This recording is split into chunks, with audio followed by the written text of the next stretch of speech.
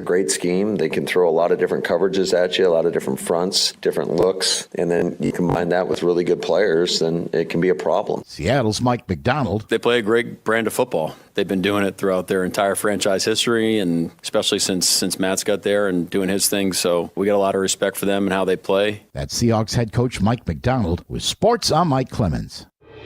Your news, conversations, and a whole lot of fun. It's all on your local Civic Media radio station or the Civic Media app. I'm meteorologist Mace Michaels. Mostly clear and cold tonight to low of 0 to 5 below. Mostly sunny, not as cold tomorrow, a high in the upper teens. Some rain possible for Saturday, maybe some snow mixed early, high upper 30s, and near 40 and cloudy Sunday. Currently, it's 6. Let's get back to live music in the Lair with Kaylin Colt. The next song you have for us tonight is called 1103. Yes. Is that a time or a flight number? Oh, that's actually really good. That's a good idea. I think I might have to write another song with that. You'll get 50%. It's live in the Lair. Grab the podcast now at maxincradio.com and listen live on Saturday nights, 6 to midnight across the Civic Media Radio Network. The Dom Salvia Show. Harvey K., Professor Emeritus of Democracy. We're talking about the Act 10 overturned by a Dane County judge. I think it's important for everyone to know that this was the state that in 1959 first granted public employees the right to organize and bargain collectively. We have a lot to take back. You know, I used to say take back America. Well, I say take back Wisconsin. The Dom Salvia Show. Weekdays from 4 till 6 on the Civic Media Radio Network and on the Civic Media app. Jane Matnair and Greg Bach. Coming up on the show, we will be recombobulating Dan Schaefer from the recombobulation area to break down all the news, and we'll wrap it up with this.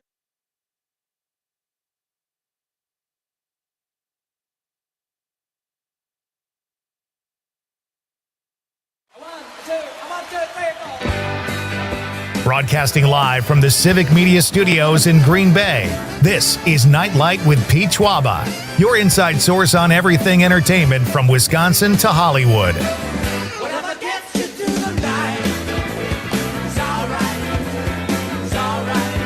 And now, a guy who once tore his ACL playing chess, Pete Schwaba. Let's light it up. Let's do this the way it's supposed to be done. That's what we're going to do tonight on Nite Lite. It is Thursday. Welcome to the show, ladies and gentlemen. So great to have you with us as we count down every day. Brings us closer to one of my favorite times of the year, Christmas. I feel like, Conrad, we're sort of like in the kitchen and Christmas vacation in the house where we open the little doors on the Christmas calendar. Yeah. We get a little bit closer to me getting my swimming pool, my in-ground swimming pool. Daydreaming. Yeah, that's right. Daydreaming that there's a beautiful girl on the diving board, and well, the sky's the limit. Great to have you with us tonight, folks. We have a really fun show wherever you're joining us from in Wisconsin, whether it's a small town, a big city, whether you're doing a Robinson Crusoe in the woods. I don't care. It's great to have you. We are going to have plenty of opportunity for listeners to react tonight like we always do. We like to make the show as interactive as possible, and I'm just so thrilled you're here. So this is Nite Lite. As I mentioned, we are broadcasting live statewide from beautiful downtown Green Bay. Very cold. It's cold everywhere in the state. We have, did you listen to Mace Michaels today? Yeah, of course. How depressing. And he's just the messenger. You know, you can't get mad at Mace. It's not like Mace controls the weather. But it's, I don't know. It is supposed to warm up. And I have to go to a wedding this weekend further south.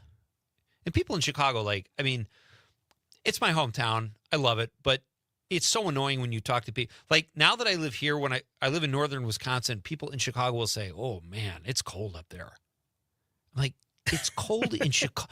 It's like 3 degrees warmer in Chicago. Stop acting like you live in Miami Beach. It's so ridiculous. Although once in a while, I'll check the weather. And even Green Bay can be like, there's like a line of longitude or something between here and Marinette. And Green Bay, on a rare occasion, can be like 20 degrees warmer than Marinette. I'm not even kidding. Interesting. It's really strange. Even O'Connell can be 10 degrees warmer. My dad has kicked himself for years. He's like, yeah, I probably should have looked into weather a little more before I moved us that far north. But it worked out. We have a fun show. Jim Schmidt is going to be here, ladies and gentlemen. You know him as one half of Mino and the Mayor. He is the mayor half. Jim was the mayor of Green Bay for 16 years, and he will be here in the studio. I don't know if he'll be showing up as mayor or radio personality, but it doesn't matter because he is going to do the popcorn pick of the week. Jim and I will talk about movie snacks and movies and maybe a few movies that he wasn't even in. He's got quite the resume when it comes to movies, and then we will get Jim's popcorn pick of the week. And I'm so thrilled he's coming in for that. And we'll talk about Jim has kind of a bossy personality. I don't know if you know that, Conrad. Remember that training we went through last week here at the studio, and we had to identify what we were. We had a little fun with that. We texted back and forth a few times afterwards, and I was laughing. So Jim will be here at 6:35. He is coming into the studio, as I understand it. Our buddy Rob Thomas will be here. Not that Rob Thomas, as he is known on Substack. So if you Google "Not That Rob Thomas," you will get all of Rob's works on his Substack. He has great movie reviews, TV reviews, and he is also the editor of the CityCast Madison newsletter. He'll be here to talk movies and TV at 7:05. And then that's a show right there, ladies and gentlemen. And we've got our question of the night, which we're getting to. Hold up, Conrad. Hold on a second, buddy. I have to give a little background on this because Terry Barr, who does so much here at Civic Media, she wrote a column about Kringle. You like Kringle? It's so good. It is good. And once you start eating, it's like you just like, I want more. It just goes down very smoothly. Yes, it does. So it got me thinking, though, like what foods come to mind when you think Wisconsin? I mean, off the bat, it's cheese curds. Cheese curds, right. Yeah. Everybody knows cheese curds. I would say fish, too. Fried fish. Fried fish. Cheese curds. Bratwursts. Yes, definitely brats. Kringle. Cheeseburgers. So that leads us to our question of the night. Let's talk about the question. Okay, question. Question. Pregunta. Question. Question. Okay, I have a question. Questions? This question. Domanda. Question. Question. Questions. What is your favorite food associated with Wisconsin? Or your favorite Wisconsin food? However you want to interpret that. What is your favorite food associated with Wisconsin? You got cheeseburgers. Because cheeseburgers were created in Wisconsin. I think it was Seymour. I think Terry Barr did another article, one of her cool featurettes she does here at Civic Media. Is it Seymour? The cheeseburger was born in Seymour, right? Yes. Yeah. That's where they turned it into a round ball of meat because it was easier to carry around when you were at like a festival or, playing baseball with your friends. I don't know. Cheeseburger, Kringle, cheese curds, bratwurst. If I'm leaving something out, folks, beer cheese soup, I think that's a Wisconsin thing too. But what is your favorite food associated with Wisconsin? And fried fish too. That's one I could eat. I'm not kidding. I've been to Fish Fries where I'll order like a 2-piece walleye and then my mom won't be able to finish hers. My wife won't be able to. And before I know it, I've downed like 4 pieces of walleye. It's just you put some lemon on there. Yeah. It's little so tartar sauce. Oh my gosh. So I'm going to say fried fish. What would you say? I'm going to say fish, but the best fish for me in Wisconsin fried is bluegill. Really? Bluegill is the best. Better than perch and walleye? Perch and walleye are close second. Okay. But bluegill is fried bluegill. Bluegill is my favorite. Okay. And it goes. We have like a family recipe with bluegill. I haven't had that in a while, but when I used to have when I was a kid, that was like I was looking forward to that all the time. Did you ever go out and catch dinner? See, my grandpa was a fisherman. He fished all the time, and I wasn't at that age yet. So I never really went out with him. I went out with a couple of times, I think. Okay. But my brother was more of the one who went out with him, and I never got into fishing that much. But I know for our family, we love fried fish because, I mean, I told you for the Thanksgiving that we had down in Florida. Yeah. We had fish. Oh, that's right. Yeah. Dude, listen.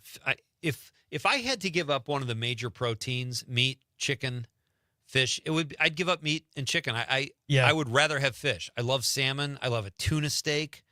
Love fried walleye. I can't get enough of it. Tuna steak is so good. Delicious. Especially with the right sauce. But, yeah. All right, so no Kringle. You did not pick Kringle. I don't really eat it that much. I won't go out of the way to actually get one for myself. I'll have it at the holidays. But I'll go out of the way to get a bluegill. To get a bluegill. Yeah, it's weird because Terry's article inspired this question, but I don't eat Kringle. It's not ever right in front of me. Like, you have to go somewhere to get it. That's why I wouldn't say Kringle, as delicious as it is. So I'll say fried fish. You're going to say, more specifically, fried bluegill. Yep. Okay. So what are your... And beer cheese soup I've had, I don't think it's a good taste. I think I need like 3 bites of it, though, and then I'm done. I could never eat like a whole cup of that. Okay. Tasty as it is, it's heavy. Yeah. At least the kind I've had is. So let us know. 855-752-4842, 855-75-CIVIC. What is your favorite Wisconsin food? That's tonight's question. So last night, I told you I left early because we had I'm not going to be here tomorrow night, so we kind of put a show together of all new material. I was trying to get here early because we had all this recording to do, and I drove through terrible weather. And I'm not calling out the 511 app or website or whatever it is that's the state, but I looked at it. I looked out my window. It was snowing bad. Yeah, I even texted you. I was like, no, it's not that bad. It wasn't that bad here. I do live an hour away, but then I'm like, oh, God, maybe I should do this from home. But I had so much work to do once I got here. I checked 511, clear. Roads were all green in the graphics. And then I got on 41, and for the first 20 minutes, it was horrible. A couple cars skidded off. I'm like, what am I doing? And then it let up, and that's when I kind of sent you a joke, and I said, get ready to host the show. And then I said, I'll be there. I still got here like at 5:30, despite really slow traffic. But then we had our issue here, and we couldn't do any of the work anyway. But I was very surprised, like 511. Is that just like Google Maps where they took a picture of the highway like 2 months ago? I don't even know what that is, to be honest. Oh, you just go on your phone, 511, and it will show you all the roads. And if they're green, they're moving along fine. If there are yellow spots, I think there's bad areas. If it's red, it's terrible. So that was really frustrating. And I'm like, there has to be more of a real-time way to check roads. And maybe that is, and they were just wrong. But that happened to me a couple weeks ago on the anniversary show I ended up doing from home because we got weather. I was like, where did this come from? I needed Brittany or Mace. Yes. So anyway, so we're going to read your text. We're going to talk to Jim Schmidt. It's the popcorn pick of the week because it is Thursday night here at Nite Lite, and then Rob Thomas joins us. We'll talk movies and TV with Rob. Rob, when he was here last, he saw Wicked, and he didn't love it. Yeah, he liked it. Did he see Gladiator though? He had not seen Gladiator. Okay, so you can talk about so that. I think we've both seen Gladiator. So we'll talk You about didn't that. see We'll talk Wicked about yet either? I saw Wicked. Oh, you did? I did. Okay. I liked it a lot. And I watched a couple TV shows I want to talk to him about. One was Cross, the Patterson novels with Aldous Hodge as Alex Cross. I finished The Madness with Coleman Domingo. Been watching some cool film noirs. What else? I just finished another TV series too. So I just finished Shrinking. The last episode came out on Wednesday. And let's just say for How I Met Your Mother fans, it was perfect. Why? What do you mean? They brought in Kobe Smulders, if you know who that is. That's who plays Robin. And Jason Segel's the main character in Shrinking. Oh, yeah. Okay. So they brought her in, and I was just happy for like the rest of the night. That's awesome. So what are we going to do here? It's Taylor Swift's birthday tomorrow. I feel like we should celebrate that somehow. We definitely should. All right. We also have Rushmore came out today. Matt Eisman was on the show a couple months ago. American Ninja Warrior dropped today. Taylor's birthday tomorrow. Ladies and gentlemen, when we come back, we're either going to do a clip from Rushmore, Matt Eisman, the host of American Ninja Warrior, or a replay of my exclusive with Taylor Swift that I did years ago. We're going to leave it up in the air. We're going to keep you guessing, and I'll read your text. This is Pete Schwaba and Nite Lite on the Civic Media Radio Network.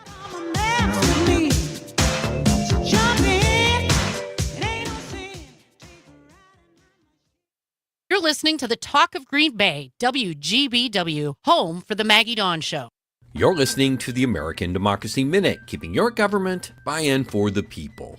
We have state updates today, including North Carolina's Supreme Court race and a power grab by its legislature, ranked choice voting in Alaska, and more charges in Wisconsin for Donald Trump's fake elector scheme advisors. We reported December 11th that a GOP state Supreme Court candidate who lost by 734 votes and failed in 2 recounts asked the North Carolina Election Board to invalidate 60,000 voters. North Carolina Newsline reports that in a 3-2 vote Wednesday, the board rejected that request, though a court appeal is likely. Also December 11th, the North Carolina legislature overrode Governor Roy Cooper's veto of a bill designed to strip power from the incoming Democratic governor and attorney general. In an attempt to retain GOP power before it loses its supermajority, the authority to appoint election board members was shifted to the state auditor, a Republican. The Attorney General was also stripped of any ability to bring suit against legislation proposed by the legislature. In Alaska, a recount of the attempted repeal of ranked choice voting and open primaries is complete. The repeal failed by 0.25%.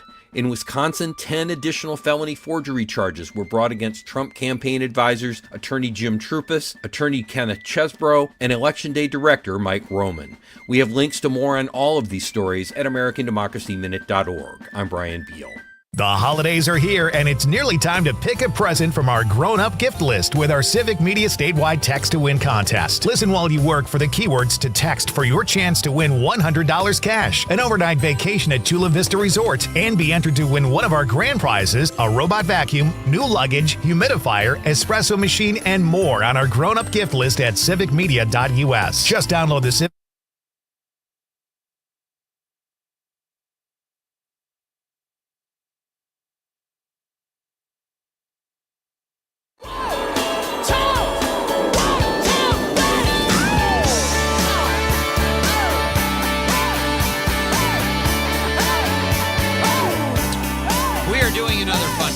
Here at Civic Media, just to make Christmas, the season, even more festive. Listen weekdays at 7 a.m., 11 a.m., 1 p.m., or 4 p.m. for the keywords to text for your chance to win in our grown-up gift list, statewide Text to Win contest. You could win $100 cash, Chula Vista stay, a Chula Vista stay, and be entered to win one of 8 grand prizes on our grown-up gift list. So that's exciting. We are not eligible, which I think is a total ripoff. But, what are we going to do? I don't make the rules, Conrad. I do try to live by them. So check it out, ladies and gentlemen, every weekday, 7 a.m., 11 a.m., 1 p.m., 4 p.m. All you have to do is hear the word and text it in. It's that simple, and you can be eligible to win. So check that out. We have our popcorn pick of the week is right around the corner at 6:35. Former mayor and one half of the Mino and the Mayor morning show here at WGBW will be joining me, and he will make the popcorn pick of the week. So that's exciting. And it can't be a movie the former mayor is in. It has to be, actually it can be. If he's going to die on that hill, I'm fine with that. Jim will be here in a few minutes, and then Rob Thomas at 7:05 will talk movies and TV with our favorite Madison entertainment critic. So, all right. Our question tonight is, what is your favorite food associated with Wisconsin? And I love this because we've gotten a few suggestions here I didn't think of. Drake from Green Bay said halfway to the North Pole. Was that a shot because I live so far north? Yeah. You know what, Drake? I've had about enough of your crap.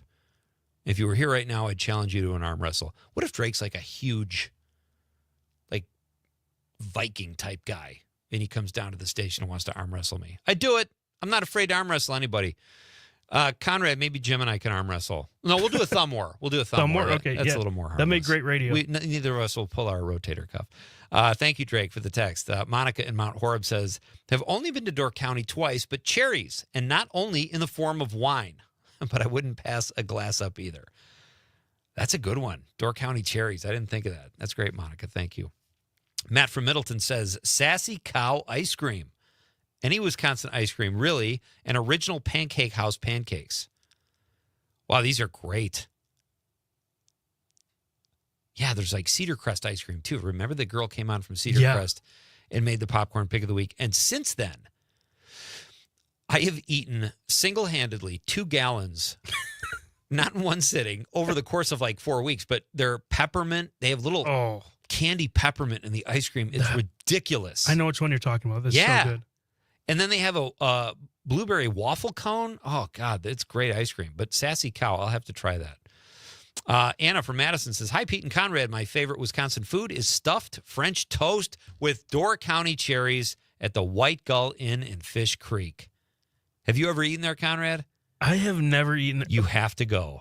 You know, so I went up there once, and the line was actually pretty long. Yeah, it's crazy. So we went to the bar that was right down the road instead. Oh, that's a logical choice, I guess. A little morning drinking. No, the White Gull Inn is great. They have good lunch, too, but they are known for their breakfast. And I've had that, and I've had the stuffed French toast. It is so good. They have great hash browns, too, but not better than the French toast. Eric from Lodi says, I really like, now I know I'm going to say this. I always get confused. You say pasties? It's pasties, right? Okay, now pasties are what the strippers use, I think. It's pasties. It's pasties. Yep. All right. So Eric says, I really like pasties. Or maybe he means pasties. I don't know. He said, that's more of a Southwest Wisconsin. See, that's interesting. I thought that was a northern thing. I know they're big in the UP as well. I thought pasties were all over. I don't know. I think it was like a big logging or lumberjack food because they would load up on carbs and seriously. I was just. Oh, you're saying pasties. Yeah, pasties are popular. The only thing better than pasties is no pasties. Eric says that's more of a Southwest Wisconsin thing or a UP thing. There you go. They were brought over by Cornish miners. Is Eric like a historian? He seems like he knows everything. Is he just one of those people? He's got the fact checked on lock, you know? Guy's a genius. Thank you, Eric. Jim from Appleton says, Northern pike, the best fish to eat ever. Broad category, covers muskie down to walleye. Do people eat muskie? Yeah. I mean, I guess if you looked hard enough, you could probably find someone that will eat any kind of fish. Yeah, definitely. I don't think I've ever heard of people eating northern pike, though. That's interesting. Thanks, Jim. Bridget says, beer brats all summer long. And this is the first we've heard. I'm surprised we haven't heard that already. Thank you, Bridget. Ronnie from Horican says, Mineral Point, the lead mines. Food? I think that's where they're from, maybe? Maybe. Thank you for your text. Keep them coming. What is your favorite food associated with Wisconsin? 855-752-4842, 855-75-CIVIC. So what do we do? Do we have time for some Taylor Swift? We unfortunately, we don't. Oh, come on. Not with that attitude. What else do we have? Well, we got, I teased Taylor Swift, Matt Eisman from American. We could play the Matt Eisman. Well, what else? What's the other one? Rushmore? Yes. All right, let's do Matt Eisman. American Ninja Warrior dropped today. Matt was on the show a couple months ago. Here's a little clip from our interview with Matt. Matt Eisman. Matt, welcome to Nite Lite. Pete Schwaba, how you doing, buddy? Good. How are you, man? Man, it's been way too long. All right. It's nice that I see you on the stream, Matt. I don't know how you did this, but somehow you are more handsome and even more buff than you were years ago when we worked together.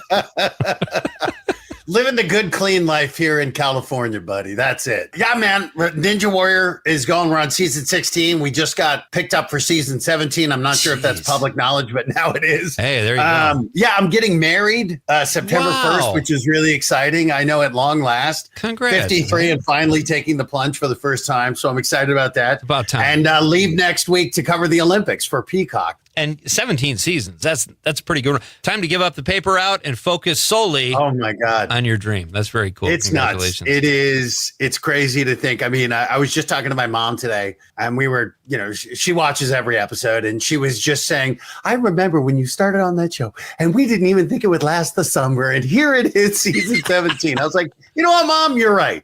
It is crazy. So nice to have a reminder that we got lucky with the little engine that is Ninja Warrior. Your mom is your second biggest fan after Pete Schwaba. So be sure and remind her of that. I want her to know that. Them fighting words, Schwaba. She can take me. Matt Heisman. We got to get Matt back on. He was fun. He's always fun. And I can't. There are just some people in show business, and I've had a good run too. I'm not saying luck isn't dispersed, but Matt is just like, the guy was a doctor. Like, he's smarter than me. He's smarter than you, Conrad. I'll tell you that. He's smarter than both of us put together. And then he goes on this like 18, 19 season hosting this really fun game show. And it couldn't happen to a nicer guy. Very cool. All right, when we come back, ladies and gentlemen, it is our popcorn pick of the week with the mayor portion of Mino and the Mayor. Jim Schmidt will be here in just a few minutes, so stick around. This is Nite Lite with Pete Schwaba on the Civic Media Radio Network. 97.9 WGBW. This is your hometown radio, refreshed, keeping you informed, entertained, and connected locally across the Civic Media Network.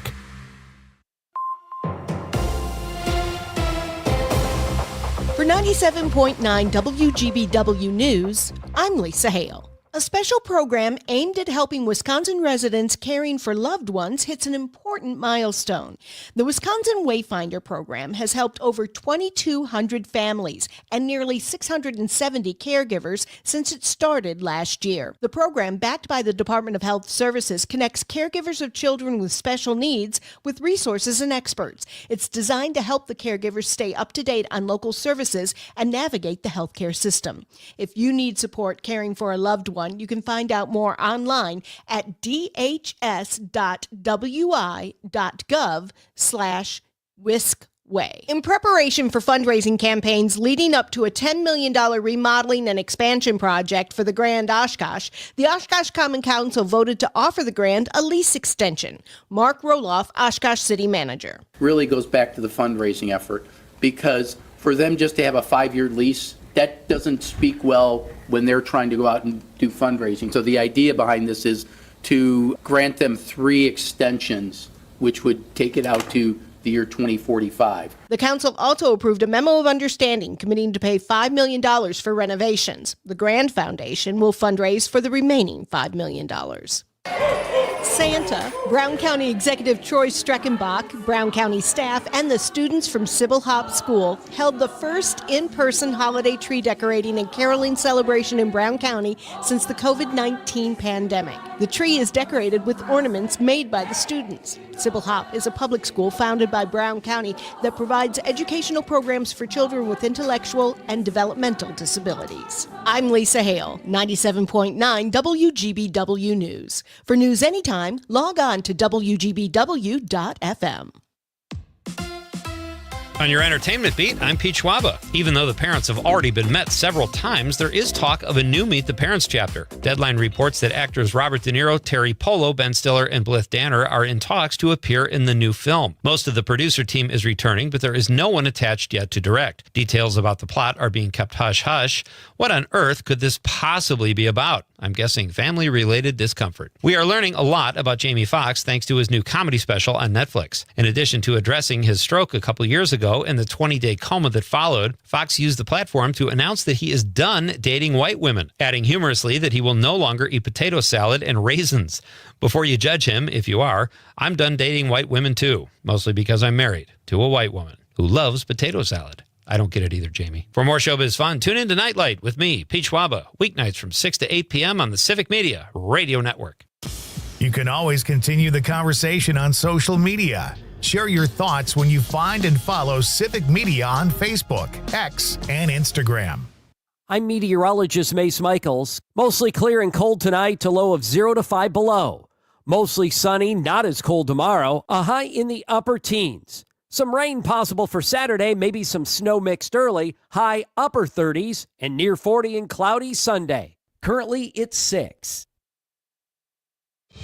Hey, it's John Mino. And Jim Schmidt from Mino and the Mayor. Want to stay in the loop with all things Northeast Wisconsin? Sign up for the WGBW weekly newsletter. Get the latest local stories, updates on the weather, and a special feature from our Mino and the Mayor podcast. It's your one-stop shop for real news and great conversations in Northeast Wisconsin. Log on to WGBW.FM today and get signed up. Real news, great conversations. Sign up today at WGBW.FM/newsletter. The possibility of lung cancer can be pretty scary, especially if you're one of approximately 8 million current or former smokers at high risk. That's why SaveByTheScan.org wants you to know that now there's a breakthrough low-dose CT scan that can detect lung cancer early, and it only takes 60 seconds. You stop smoking, now start screening. For an easy quiz to see if you're eligible, visit SaveByTheScan.org. It could save your life. SaveByTheScan.org is brought to you by the American Lung Association's Lung Force Initiative and the Ad Council. Todd Albaugh. Hey, everybody, join us next time. We will be live in Seattle, Washington for a special preview of the Packers taking on the Seahawks. Trig the Olsen.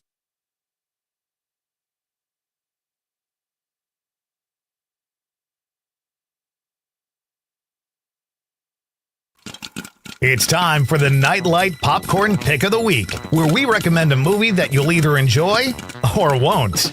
Here's your host, Pete Schwaba. All right. We are lighting it up on a Thursday night with our Popcorn Pick of the Week. Great to have you with me wherever you're joining us from in Wisconsin tonight.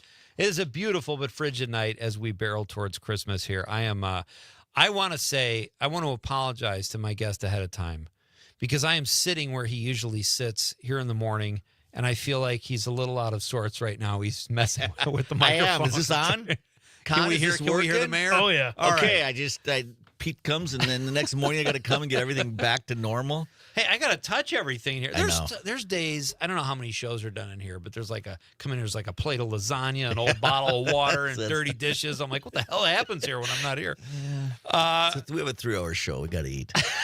That is the voice of Jim Schmidt, co-host of Mino and the Mayor in the Morning, and the former mayor of Green Bay. It's great to have you, buddy. Yeah, thanks, Pete. I love your show. I listen to it, as I told you, often.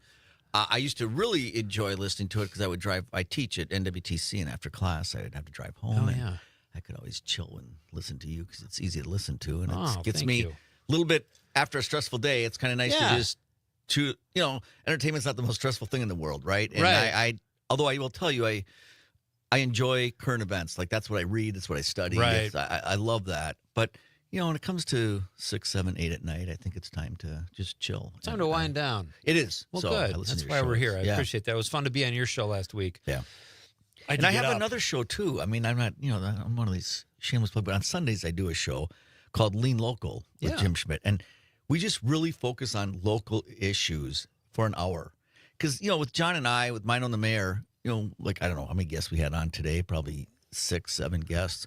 That's 20 minutes, and you get to know them. It goes quick, but we can drill down a little deeper on development, education, some pretty cool things. And then Sage lets me interview some politicians, and you get to talk, be in your wheelhouse with what you love to. You know what?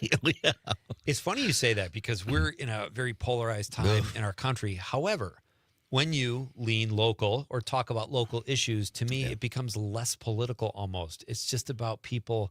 Like I know in Marinette, you read stuff. It's like, hey, we got a traffic light out. What do we do? Or we gotta pay for the pool this summer. People pitch in. It's not about national talking heads. It's like, how do we put our heads together and solve this local problem? And mayors say all the time, there's really no Republican, Democrat way to fix a hot pothole or pick up garbage. It's just you've got to really focus on it. Sometimes I get Congress people in here and senators, and they're super nice people, and they're like want to work together. And then they get in that environment, and they're not totally different. Yeah. And it's like, why can't you guys bring that?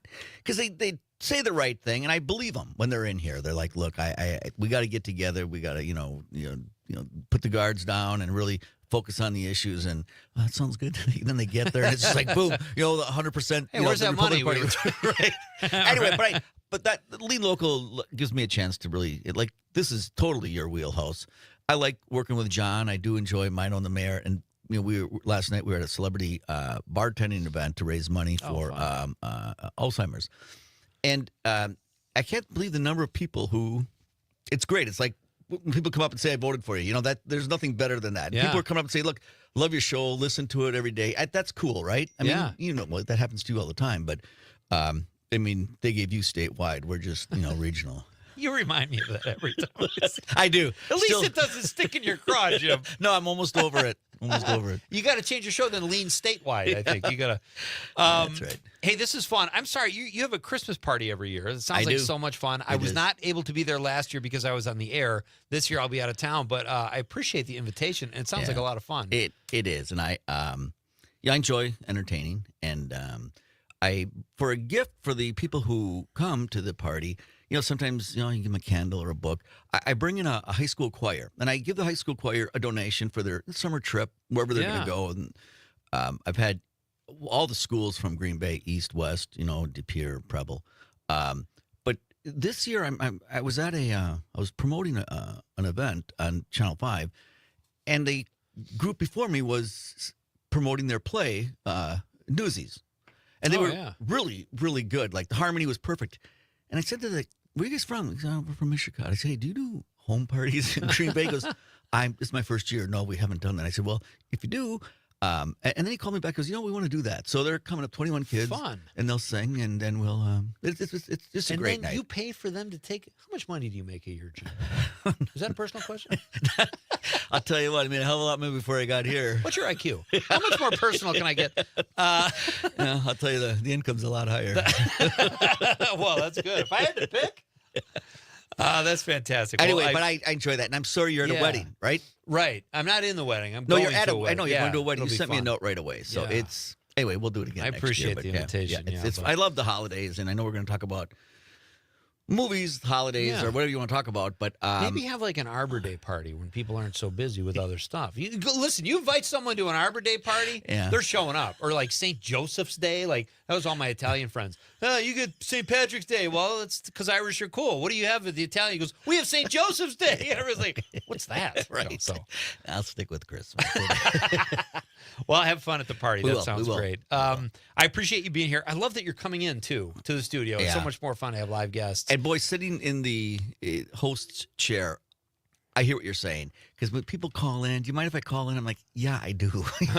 Right. If you could please come down here. It's just what a difference. You look them in the eye and have a little coffee. And even between the breaks, you can pick up some things. So absolutely. Yeah, no, it's nice to be here. And I wouldn't weather this cold for anybody, Pete. So I'm telling you, I appreciate you're that. my guy. Thank you very much. What kind of movies do you like, Jim? I know you've been in a couple. We'll get to that. But like, what genre? When it comes to a genre, what do you typically like to watch?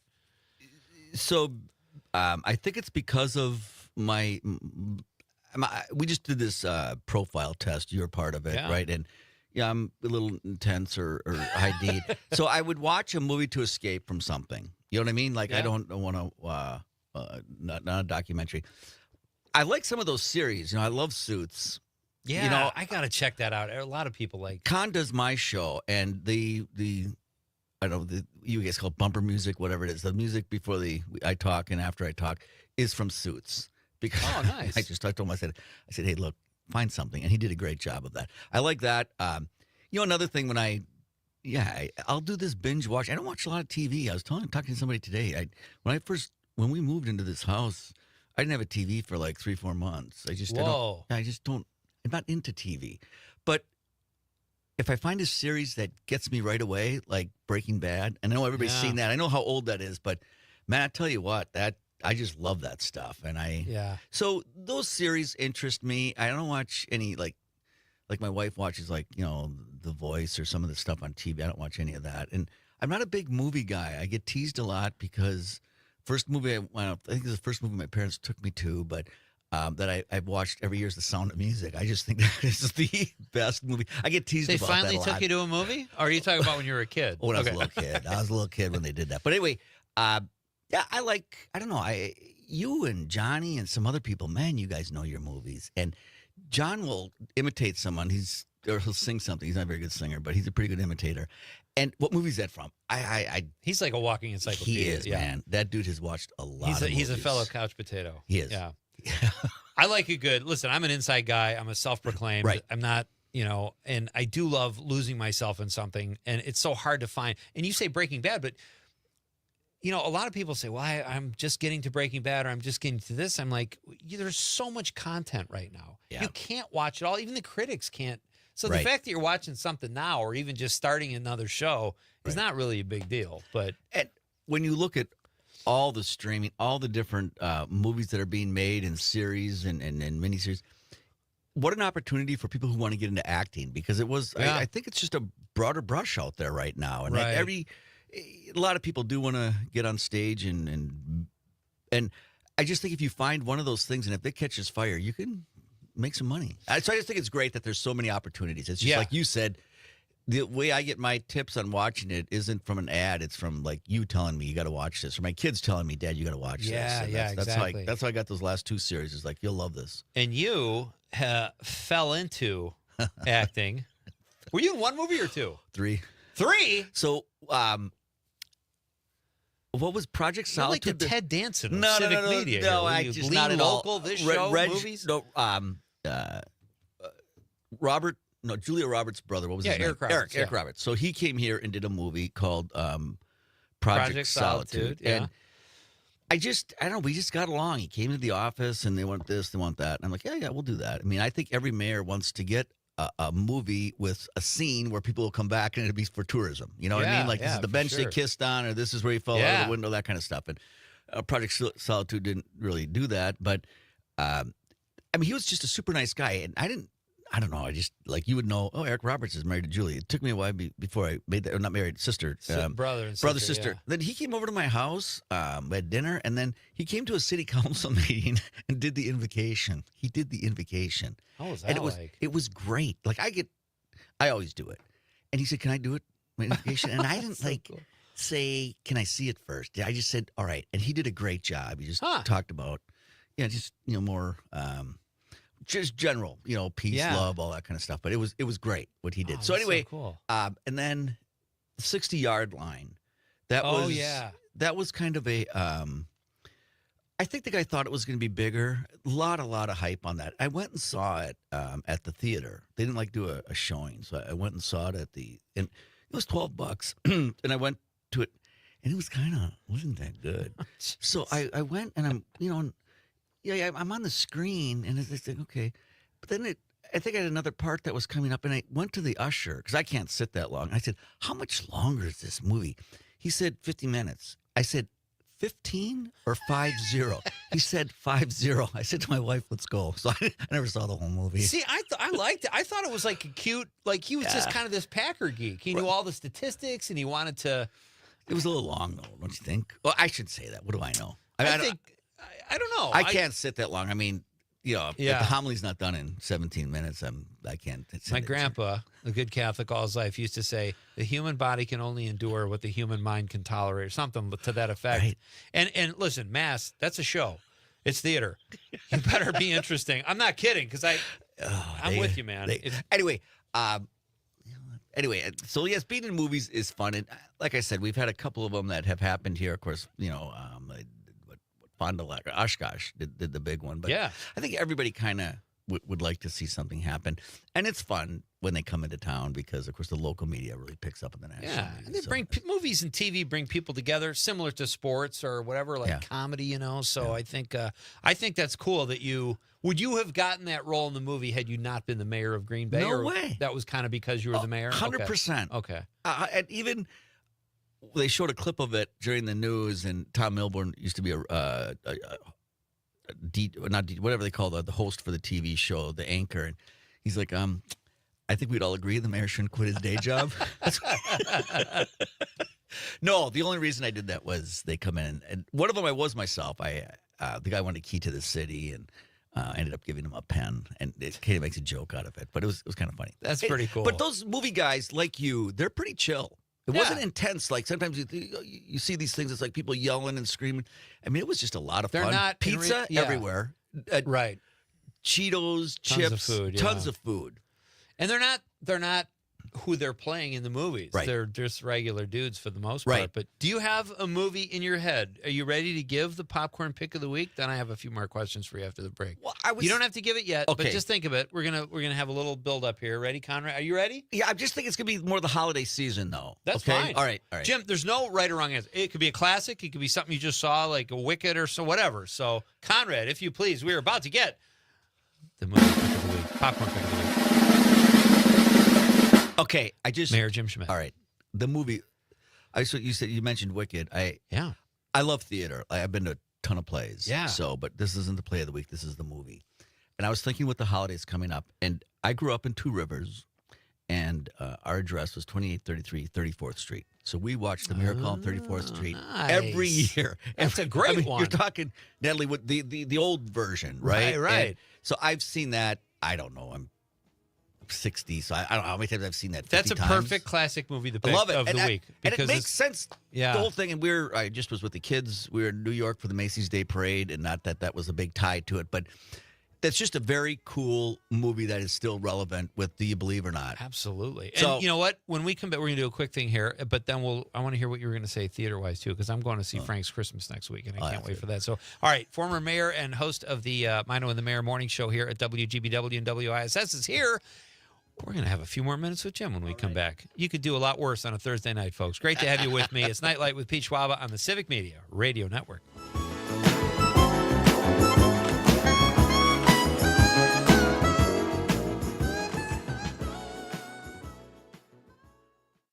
We're listening to the Talk of Green Bay, WGBW, home for Matt Nair on Air. The Maggie Dawn Show. Jeffrey from Madison. I worked for the city of Madison for 34 years. Act 10 cost me $42,000. Yep. In 1977, the state of Wisconsin passed a law that says public employees cannot strike. With Act 10, now we can't bargain for working conditions and benefits, so they basically turned public employees into second-class citizens. Yes. The Maggie Dawn Show. Weekdays from 2 till 4 on your local Civic Media radio station and on the Civic Media app. The Todd Alba Show. We're going to meet each other out in beautiful Seattle. My youngest godson lives out there. He works for the Navy at the Bremerton Naval Shipyard. Trip to L.A. There's always a connection over here. Well, sure, because there's no hotel costs. I crash on people's couches, right? You are as innovative as you are cheap. That's a beautiful thing. You You're are thrifty, correct. my friend. Are you sure Todd's a former Republican? Yes. Yes, he is. The Todd Alba Show. Weekdays noon till 2 on your local Civic Media radio station and on the app. Uh-oh, Brad's buzzed. Oh, yeah? Yeah, he's starting with the woots. And now a speech. I just want to say that friendship is about heart and brain.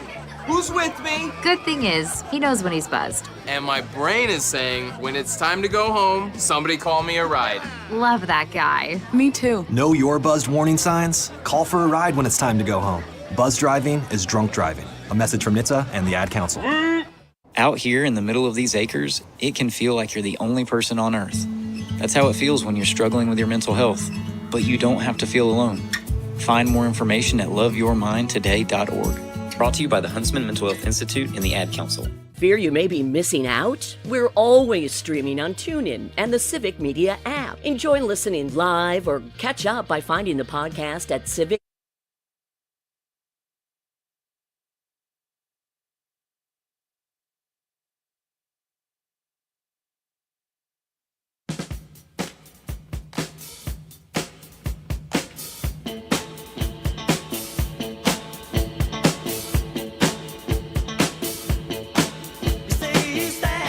Talking shop here with former Mayor Jim Schmidt, co-host of the Mino and the Mayor show here on WGBW every morning. Check it out.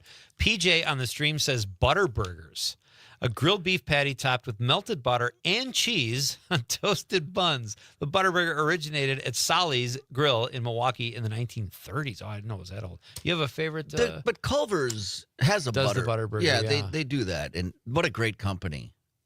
Culver's, Craig? Are they from Wisconsin? Yes. Did they start in Wisconsin? Okay. Yeah, they did. That's where I thought the butter burger started. Right. Yeah. He is a phenomenal guy and a great...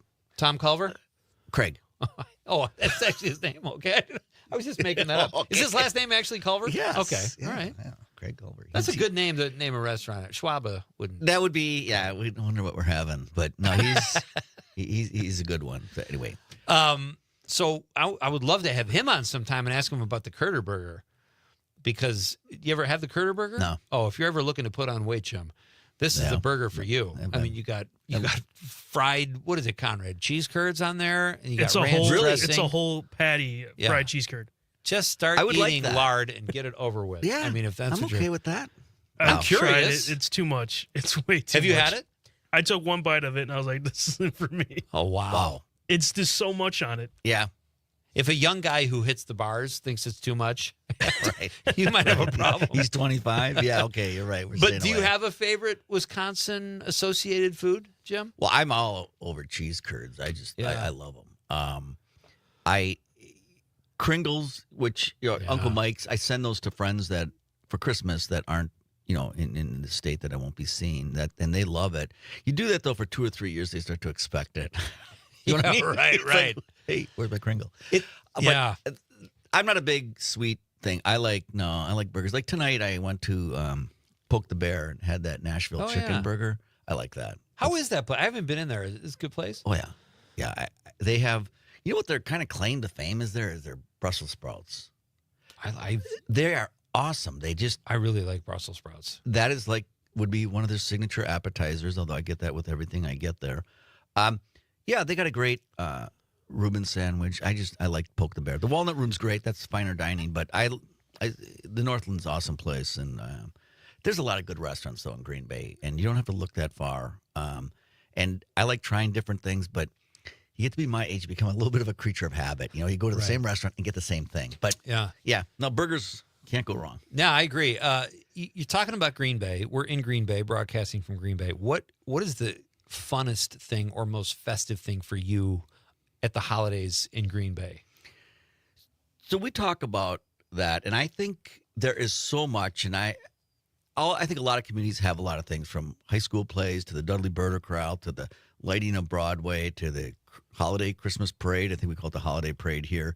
And I tell people it's important you get into the spirit, and I don't know what your trigger is for that, but to go to a musical, and some are free and some are $16. You're going to be going to Frank's show. I just think you got to do something. And in Green Bay, being the mayor, Pete, you go to all of that. Right. You kind of have to, but you also kind of want to. I mean, you want to support them. And, people would say that, but, I went to 500 things a year. That's a lot. And I kept track of it. That's more than one a day. It is. That's crazy. It is. But I'm talking Eagle Scout ceremonies, 100-year-old birthday parties. But I just went to a lot of high school events. And in Christmas, we just had at Bayport, which is an awesome school. They're the ones who won the national, the football. They were on our show this morning, but they have a great show choir, and they sing at the courthouse here. And the acoustics in there are awesome, and they do that every year. And there's just a lot of things. So I can't tell you what my favorite is, because but I do go to a lot of them. 500 though. Well, you're putting on Christmas. When you were a mayor, I'm saying that to go to 500 things a year. Yeah. You think your approval rating would have been higher? You were immensely popular, as I understand. I never lived here. I've never lived in Green Bay, but it's a great city. I love it. Yeah, it's fun coming down here every day, and I've gotten to know this block really well. Some of the restaurants. I love the Meyer Theater. That is a gem. You said you saw a theater show. I'm going to see Frank's Christmas next week. I'm excited about that. What did you see recently? At the Meyer? I thought you said you saw a theater show. You were going to give a theater pick well, for your popcorn. I go to a lot of theater. No, I hate to say this, but sometimes I have to go to Appleton. So, is there a rivalry between these two cities? Just a little. We built our theater. They built theirs. How is their professional football team doing? Right. That's the card you play. Right. Who drops the Appleton name? Hey, I'm on Statewide. We love Appleton. What? I was kidding. Doubtfire, wasn't that just there? Mrs. Doubtfire? Yeah. At the PAC? Yeah. Okay. That was good. I like that. In New York, we always go to see a show. But you mentioned you're going to see Wicked. I said to Johnny, how did you like Wicked? He goes, I haven't seen it. I'm like, you're the guy.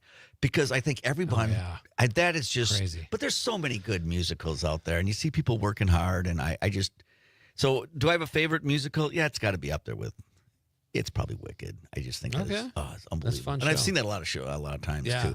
The other one that I really liked, the name's gonna slip me. It's kind of about 9/11, where the planes land in not Nova Scotia, but and everybody gets off tap dancing, and it's just about the personalities getting together. Oh yeah, I know what you're talking about. That was a great play. I can never remember the. That is very, and we went to that right after COVID opened up, so it was really cool. Okay, but you can't go wrong with a good musical. No, live theater's a lot of fun. It is. Yeah, it's just great. So Jim, this is so much fun. Yeah, and please keep inviting me to your Christmas party. I will. One of these years, I will get there. All I right, promise. and it's fun.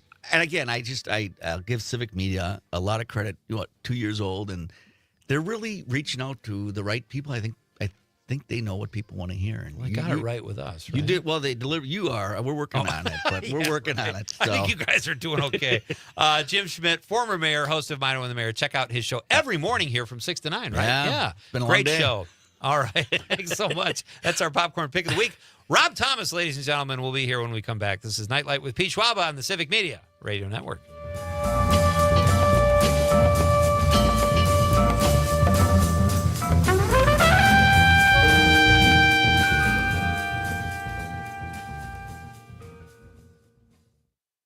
Hobart to Bay Settlement, 97.9 WGBW. The next New Wisco weekend is going to the dogs and the cats and all things animals. I'm Lisa Hale. I'm Terry Barr. From rescues to why pets are good for you, you won't want to miss it. Saturday mornings at 11, Sundays at 8 on WGBW and WISS. Mino and the Mayor. I'm going to admit something that I normally would not admit.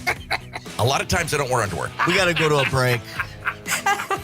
I don't have a cart, and I'm carrying this stuff. Yeah. I got my finger in the loop, holding my pants up, because they would literally go down. And twice, people stopped me. Hey, John Mino, as I'm trying to hold my pants up and hold my stuff in my arms. Mino and the Mayor, weekday mornings 6 till 9 on 97.9 WGBW and 98.3 WISS. Enjoying this local program? Find the complete Civic Media lineup at civicmedia.us or the Civic Media app. This is 97.9 WGBW Denmark, Green Bay's real news and great conversation, a Civic Media radio station. ABC News, I'm Chuck Sievertson. The president-elect met with the two top leaders of the International Longshoremen's Association at his Florida estate, says a statement from the union, which also says Mr. Trump expressed strong support for union dock workers and taking a stand against automation. The man charged in the murder of United Healthcare's chief executive is being held on a gun charge and is fighting extradition to New York. Prosecutors say they've matched Luigi Mangioni's fingerprints to items from the crime scene. ABC's Aaron Katursky. Those are the kinds of things that investigators in this early stage are presenting to the grand jury. We also know they've been talking to his family and others as they try to round out a picture of this 26-year-old. Amid calls from local and state leaders that the Fed should do something about suspected drone sightings over an area of New Jersey, a joint statement from the FBI and Department of Homeland Security says there's no evidence of any kind of threat to national security or safety. This is ABC News. I'm Dan Schaefer. Let's recombobulate. Big news in Wisconsin this month, as much of the controversial anti-union Act 10 law was struck down in a ruling by Dane County Circuit Court Judge Jacob Frost. Two takeaways on this. One, the ruling gets at the heart of what has always made this law so brazenly political, by defining public safety employees differently from general public employees. That decision was pretty clearly made not based on across-the-board policy, but on which unions backed Scott Walker for governor in 2010. It would be fitting if that is what ultimately spells the end for this controversial law. Secondly, this case is headed to an appeal, which almost certainly will end up at the Wisconsin Supreme Court. While this case still might be decided by the court's current 4-3 liberal majority, it's a good reminder of just how important the upcoming race for state Supreme Court will be. Find all of Dan's work at the Recombobulation area and on our website at civicmedia.us.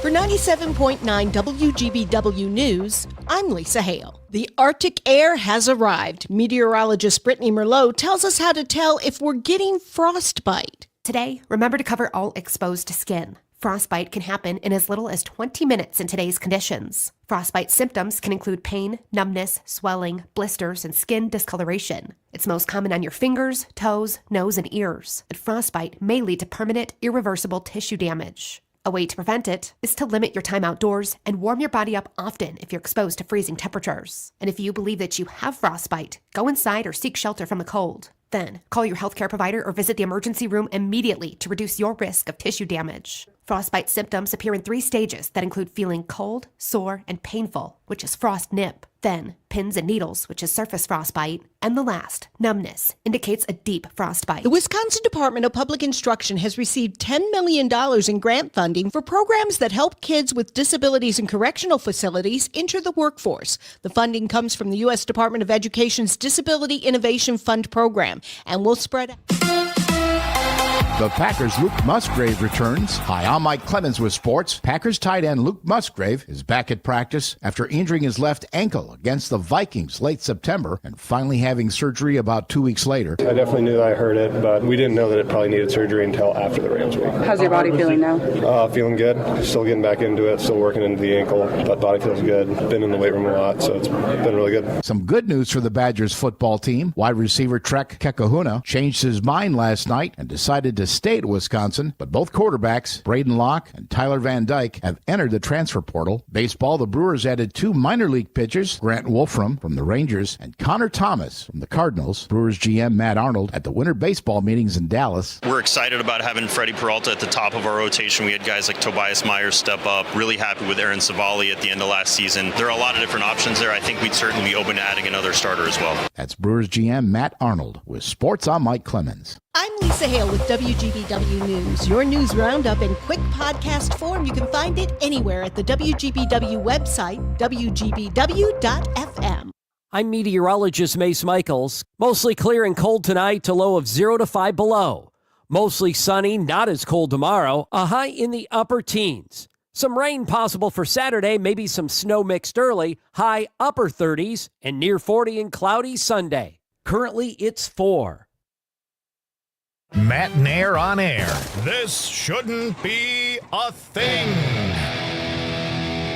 Michigan man leads lawnmower chase. I'll stop, says the suspect. Instead, he reaches under the seat and pulls out a gun. Shoots himself in the hand. The deputy has his taser trained on him, and yes, he tased him. I'm not advocating for crime, but boost something that goes faster than cop on foot. Matt Nair on air. Weekdays 10 till noon on your local Civic Media radio station and on the app.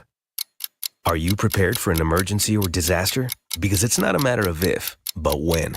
Don't find yourself saying, when the storm rolls in, my time to find a pet-friendly evacuation center will have run out.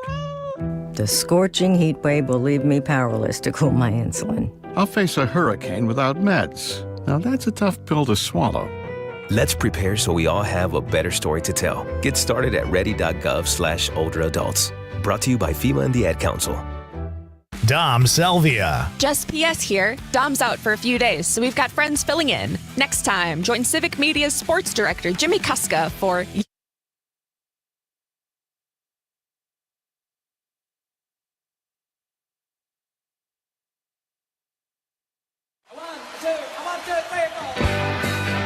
Broadcasting live from the Civic Media Studios in Green Bay, this is Nite Lite with Pete Schwaba, your inside source on everything entertainment from Wisconsin to Hollywood.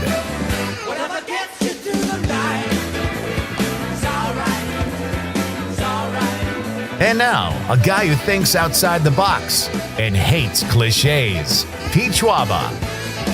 Welcome back to Nite Lite, ladies and gentlemen. Hey, get in on the new Civic Media contest. We're having another text to win contest, and these are so easy to do.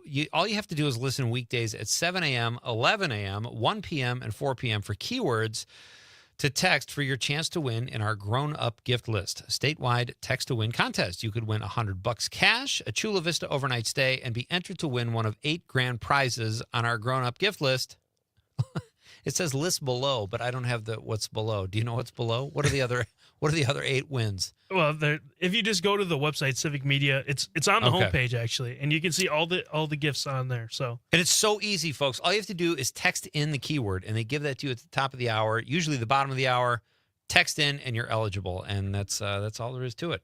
Also, on Christmas Eve, Nite Lite is going to kick off 24 to 36 hours of Christmas music on Christmas Day. We will air 2 hours earlier from 4 to 6. We're going to read your Christmas emails. You can share stories with us, Christmas cookie recipes, favorite Christmas movies, songs, sweaters, whatever. We're going to cover it all in 2 hours. We're going to have 2 very special guests on the show as well.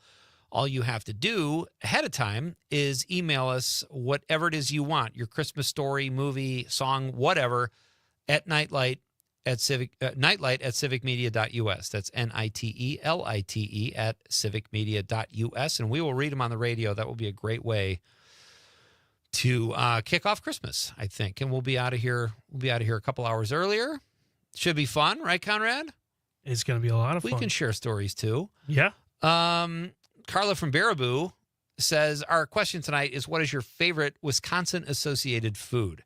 And this was inspired by Terry Barr's article on Civic Media, where she did this whole piece on Kringle. And Kringle is like cheese curds. I don't ever order it. I don't ever order cheese curds, but when they're in front of me, I eat them.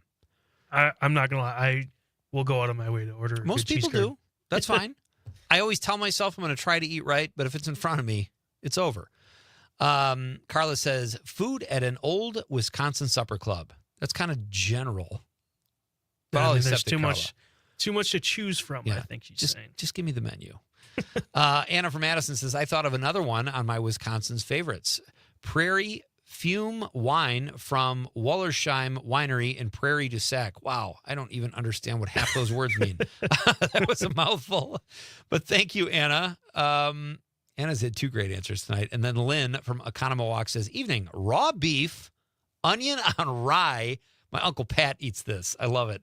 And a sprinkle of pepper. It's served at Joey Gerard's in Greenfield.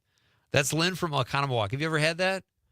I'm scared to just Sometimes it's called tartar. I'm scared to eat raw beef, but I'll eat raw fish. So is it kind of the same thing? I think raw beef is slightly less risky than raw fish. Here's who's not afraid of raw beef. How do you like that for a segue? It's our next guest, Rob Thomas. For all I know, he's terrified of raw beef, but I don't care. It was a great segue. We're going to bring Rob in. He's a Madison entertainment critic, and as you know, a frequent flyer here at Nite Lite. And he joins us now over the stream. Hey, Rob. How's it going? I didn't know I had an opinion about raw beef, but now I'm really searching my soul about that one.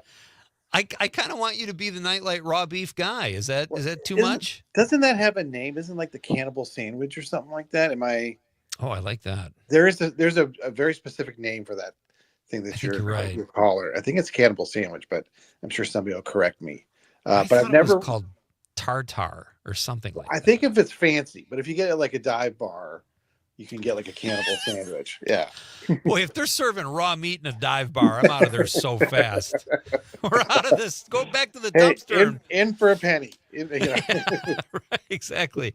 Do you have a favorite food, Rob, that is like associated with Wisconsin? Well, I gotta say cheese curds. I know it's a cliche. Yeah. I know you're against it, but like, I mean, no, I'm really, not.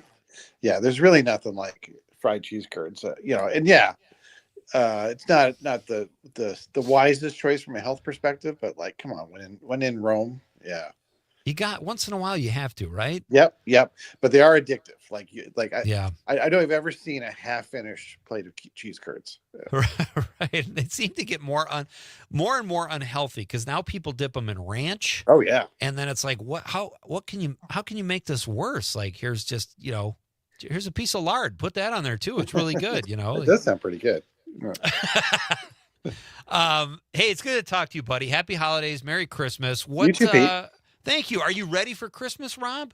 I feel pretty good. Yeah, I feel like my shopping is in good shape. We haven't got the tree yet. That is our big drawback. We missed a window where we should have got our tree, and now it's really cold here, so we're scrambling a little bit. But other than that, I think we're on top of it.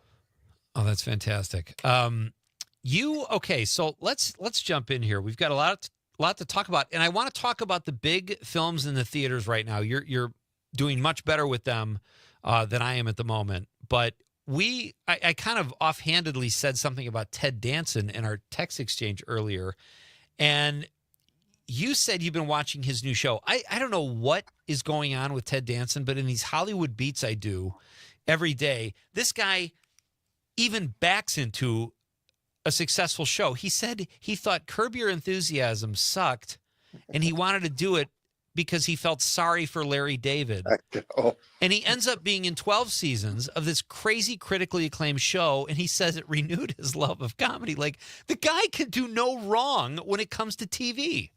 And on the show, I think like Larry hates Ted Danson and like goes out of his way to make him look bad on the show. And Ted just keeps, who's like, I think people think he's like one of the nicest guys in Hollywood. He certainly has that perception. Yeah, I think Ted Danson. I mean, and he has a podcast. It's a really good podcast. I can't remember what it's called. With Woody, right? With Woody, right? Yeah, and it's sort of a Cheers podcast and sort of just talking to people. But like, yeah, I've been watching this show on Netflix called Man on the Inside.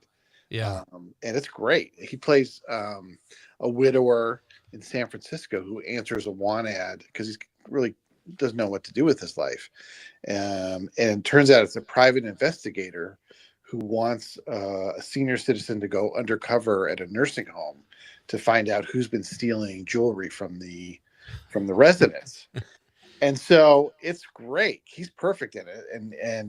And so he's sort of this professorial type who gets into like espionage, and he's got like secret, glasses where you can videotape people. And then it's also a very sweet show about these characters in this, I guess, nursing home, although it's a very high end facility. Like the residents, there's a bar, they smoke weed together, they have affairs. like it makes growing old look fantastic if you can afford it. If you can afford it. Yeah, but it's a great show. I'm like halfway through it. I think I know who the thief is, but it's much more about the characters and like the guy who made Parks and Rec and The Good Place, and it's really good. I think that might be derived from a documentary because Yes. I do the intros for Independent Lens and POV on PBS, and I swear I wrote one of these intros where a guy did that, and I thought, oh my God, I remember thinking that's brilliant, and now of course another idea that got away from me because it's already on TV. That's I think cool. it's called The Mole Agent. I think that yes, was, yeah. I want yes. to see that now. Yeah, it was great. So I told you I went back to Cheers, Rob, and he's so good. Like I remember him and laughing and everything, but he is just your central character, your access character, I guess is what they call it. And Ted Danson is great. I understand why he can do no wrong when it comes to TV. I mean, he's got Cheers, Becker, this new show. He was on Curb. He had I think it was The Good Place. Yes. Yep. He's just maybe have a track record like nobody else in the history of TV. Yeah, and I think maybe on Cheers he even got a little bit overshadowed because, like you said, he was sort of the regular guy, and like Norm and Cliff and Carla, they got sort of, I think, the big laugh lines usually. Right. But I remember watching that show in the 80s and just buying that, like, oh, that's a handsome jock guy. Yeah. And then you sort of read interviews with him, and no, he was like a stage actor. He had a lot of anxiety about being on stage, and like he's very different from Sam Malone, and so it makes you appreciate even more what a great job he did on that show for so long. I think I read too that he really didn't know anything about baseball, and I totally bought him. He's like, I almost thought maybe this guy really was a jock because Fred Dreyer used to be on the show and he was a football player. That's right. So anyway, and he was funny, so I thought, oh, he was probably a jock too, but no, he didn't even. I don't even think he ever played baseball. Yeah. So can we start with the movie that you saw? I am dying to see this. It is not at my local theater. The Order. It's reviewing well. It's my kind of movie, and it looks fantastic. You liked it, right? It's really good. Yeah. It's a thriller. It's opening pretty wide. I hope it comes to your theater soon because it's doing well, I think. And it's sort of like it's a very gritty crime thriller. Set in the 80s in kind of the Idaho, Colorado, Wyoming, and it's an FBI agent played by Jude Law, who normally is this like handsome golden boy, but he plays this like alcoholic cop with a big mustache and eye bags, and he's I think trying to go to Idaho basically to half retire. He's kind of burned out, but he gets wind of all these white supremacist groups that are in the area who are robbing banks, and so it's like an action film. It's like a heist film. These bank robberies reminds me of Heat, Michael Mann's Heat, the way they're shot, but it's very much based in real life. It's based on a nonfiction book. I grew up in Denver in the 80s. I remember reading about a lot of it, including the murder of a radio host, Alan Berg, which is I think made national news by white supremacists, and that's in the movie too. So it's not a bundle of laughs, but it's a really well-made thriller, and I think one people ought to see. That's so cool. I want to see that. And it reminded me of a film noir I just watched the other night called Kansas City Confidential.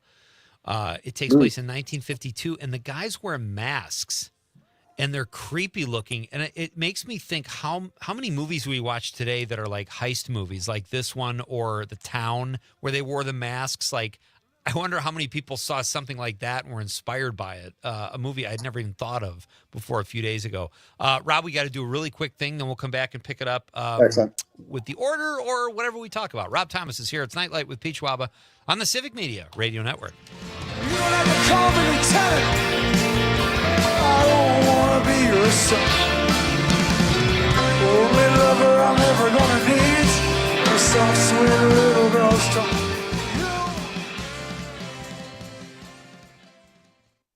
97.9 WGBW and WGBW.FM. From the Lake Shore to Lake Winnebago. Door to Fond du Lac counties. Northeast Wisconsin is special for many different reasons. I'm Lisa Hale. And I'm Terry Barr. Family and fun. Safe communities and friends. We're featuring all of it as part of New Wisco Weekend, a news magazine show just for you, and highlighting what makes the Fox Valley and Green Bay area a great place to live. Join us. New Wisco Weekend, Saturday mornings at 8, Sundays at 11 on WGBW and WISS and the Civic Media app. The Maggie Dawn Show. We know what happened the last time Trump applied this ham-fisted tariff policy. He had to write a $12 billion check to farmers because he crushed so many of our agricultural exports. It drove up the cost of single-family homes because the cost of lumber from places like Canada went way the frick up. Everything got more expensive. The Maggie Dawn Show. Weekdays from 2 till 4 on your local Civic Media radio station and on the Civic Media app. Ever tried balancing a dozen eggs in one hand while hopping on one foot? Or maybe juggling cats while riding the unicycle? Sounds ridiculous, right? But guess what? That's exactly what texting while driving is like. Your human brain only has the capacity to focus on one thing at a time. So when you're behind the wheel, give driving your undivided attention. Don't drive distracted. A message brought to you by the National Highway Traffic Safety Administration, Project Yellow Light, and the Ad Council. You are never far away from your favorite radio station. We're always streaming on TuneIn and the Civic Media app. And if you missed your favorite show or game, listen to a podcast of it anytime on the app or our website, civicmedia.us. The first time seeing my son, I feel like my life did a 180. He really a definition of like why he loves somebody. Through all the fatherhoods first.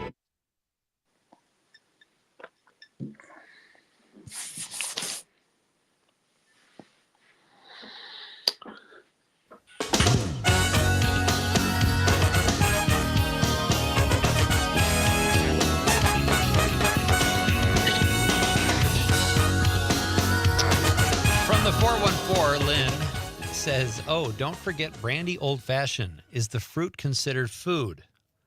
Yes, Lynn. Yes, it is. I'll accept that answer. Eric from Lodi, we complimented Eric's knowledge of many subjects. He says, thanks for the kind words. Just don't ask me any math questions. Luckily for you, Eric, I'm not even smart enough to ask a math question, much less know much about math. And Drake from Green Bay says, what is my favorite food is also my password recovery hint question. The answer to both questions is buffet. All right, so if you're Drake's neighbor, you can hack into his Wi-Fi. Keep those texts coming. We'll read some more in just a bit. Rob Thomas is with us. You can follow Rob or check out his Substack at Not That Rob Thomas on Substack. He is also the CityCast Madison newsletter editor and an entertainment TV movie critic. So you liked The Order a lot. Yep. Okay, that's on my list. I have not seen Flow. I know you wrote about it in your Substack. What did you think of Flow? So, like, as a film critic, like, I'm happiest when I write about a movie and one that people haven't heard of, and people tell me, I didn't know this movie, but it looked good. I read your review. I went and saw it, and I really liked it. And I've had more people say that to me about Flow than any movie in a while. Wow. It's this independent animated movie, I think from Latvia. And I think it's fairly low budget, but because it was made by like this free animation software I read, Blender. So it's not like Pixar, but it looks fantastic. And it's this, has no dialogue. and it follows this cat. And it goes on. It reminds me of The Incredible Journey, that old Disney movie, where this, for some reason, the cat's world in the jungle, like suddenly the water level rise and he's in danger of drowning. Finds a boat, and a dog jumps on a lemur, and they go on this adventure, and there's like all kinds of like peril along the way, and it's really beautiful. And I mean, you could kind of read it as maybe a climate change metaphor in a way, but it was just so beautiful to look at. And you're just and again, the only dialogue is like a cat meowing or a dog barking or something like that, and the animals really seem to move like real animals. It was really fantastic. Yeah, and again, it was one I had not really heard of. So you're saying the only dialogue, Rob, in the whole movie is just meowing and noises? Yeah, I mean, there's not even really a sign of. There's maybe one or two signs that humans at some point were in this world. It's sort of a mix of our world and sort of a fantastic world. And I mean, you'd have to really watch it, but it's really this like immersive experience. And I think it's one that like kids will like for sure, especially if they're animal lovers, but even grown-ups who like animals and great animation. I think what I'm hearing is people love it, and it's such a nice surprise. I mean, there's so many blockbusters out there right now that this little movie is finding an audience. I love stories like that. It's got 97% from critics on Rotten Tomatoes, 93% from audiences. So I just added that one to my list. That's fantastic. How about the new Lord of the Rings movie? I pronounced the name properly in my Hollywood Beats, but I've already forgotten the pronunciation. Is it Rory Heem or something? I was hoping you would tell me. That's why I write rather than broadcast. We'll just call it the new Lord of the Rings movie. Yes, which is a bit of a misnomer because it's an animated movie. It's anime, Japanese anime, and it's my sense is that probably they made this movie just because the studio didn't want to lose the rights to making Lord of the Rings movies, because it's been like 10 years since the last Hobbit movie. And so they're like, let's make an anime movie. Let's get it out the door and, keep the contract. Right. But it's actually pretty good. I think part of the reason is it's set like 200 years before the events of the Peter Jackson trilogy, like Return of the King and Two Towers, and barely has any characters in common with it. So it tells this like self-contained story of like this basically civil war between these two warring factions in this one kingdom. The animation is sort of a mix of 2D hand drawing, which you don't see that much anymore, and kind of motion capture. And it, if you like that sort of thing, like fantasy war, tactics between different armies, like the end of the Two Towers remind me a lot of. It's a lot of fun, and the actor Brian Cox, who is like one of my favorite actors, does the voice acting of the king in the movie, and he's great. So like, I mean, definitely if you're a Lord of the Rings fan, it's one you probably will enjoy until the next one comes. I've heard it seems like it's reviewing mostly favorably, but I've heard some critics that really just did not like it. Yeah, I mean, it's pretty different than Lord of the Rings. I mean, it depends what you want a Lord of the Rings, I guess. If you want like mystical hobbits or mystical creatures, there's none of that here. This is like a straight guys on horses fighting each other with swords kind of movie. And so your mileage may vary on that one. But I was actually pleasantly surprised. I thought it would be, like I said, kind of a quickie cash in, but I thought the director made is kind of a legend in modern anime, and the story is just so different from what you usually get in Lord of the Rings that I found that pretty interesting. All right, so far we've got a glowing review of Man on the Inside, or you like it at least. Yeah, really like the order, and you really like Flow, so that gives us something to check out. Certainly heading into the weekend. What about Y2K? Well, so the idea is great. So, I mean, guys our age remember New Year's Eve 1999 when there was a lot of panic that there was some glitch in computers that they wouldn't be able to read that when the dial turned from 1999 to 2000, and there might be planes falling out of the sky, or it was scary. It was like, in the end, nothing happened. It was fine. Right. You know,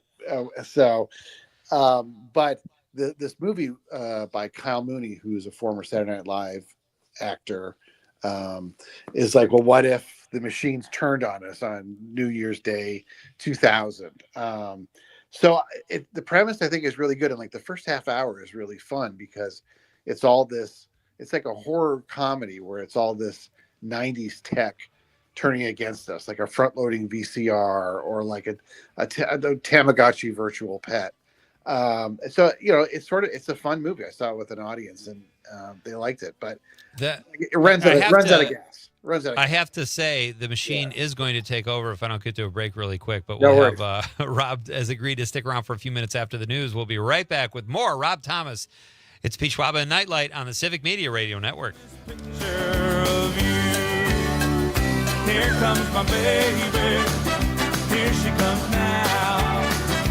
And it comes as no surprise to me, with another guy. Here comes my baby, here she comes now. Walking with a love that's so fine. This is the talk of Green Bay, WGBW. This is your local Civic Media radio station. Want to hear even more? Anytime? Find all of it at civicmedia.us.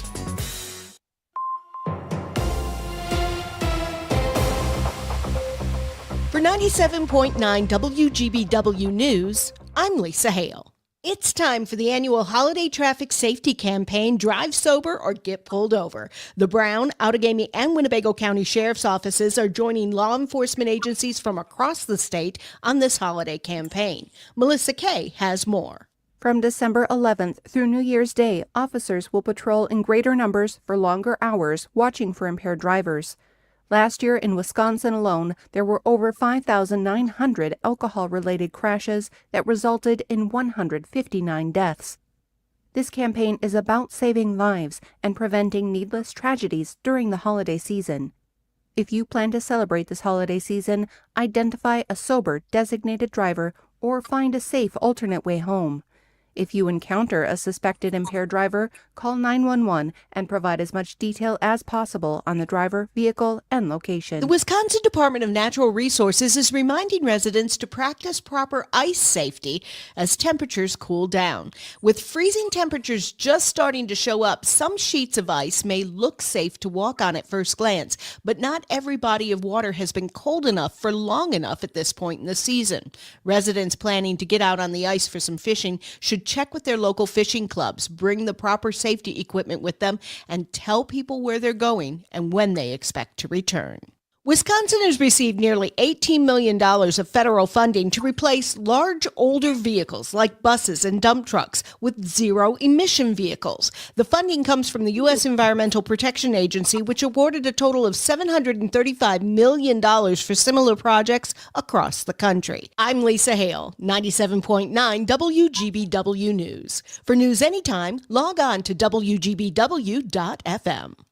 On your entertainment beat, I'm Pete Schwaba. You might think Americans don't work as hard as they used to, but that is not true at all when it comes to TV watching. Tube viewing was up 5% overall for the month of November, but that does not include Thanksgiving, which would have driven the numbers up even higher. According to Nielsen, the reason for the increased viewing was the election, World Series, and the Mike Tyson-Jake Paul Snooze Fest. A Nielsen pie graph shows broadcast networks with 23.7% of viewers. Streaming services accounted for 41.5%, which is up 1% from the previous month. Cable accounted for 25% of TV watching. In the category of other on the graph, it showed 9.7%. I'm guessing those are people who just leave the TV on and stare at the Roku home screen indecisively. Speaking of streaming, Netflix really hit a home run last month with the Tyson-Paul fight, even though it left viewers watching mostly a rotating buffering ball. Netflix's The Lincoln Lawyer was the most viewed streamer for the month with 3.9 billion views. Well done, couch potatoes. For more showbiz fun, tune in to Nite Lite with me, Pete Schwaba, weeknights from 6 to 8 p.m. on the Civic Media Radio Network.